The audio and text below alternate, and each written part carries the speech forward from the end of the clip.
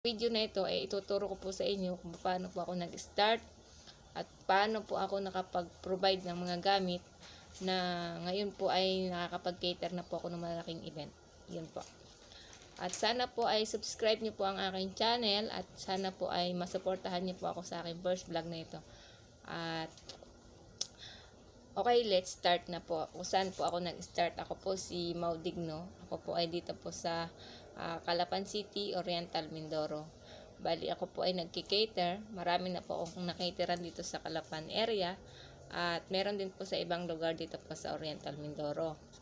Bali, ako po ay simpleng empleyado lang po dati sa isang catering event, catering services. At ito po ay dito lang po sa Calapan City.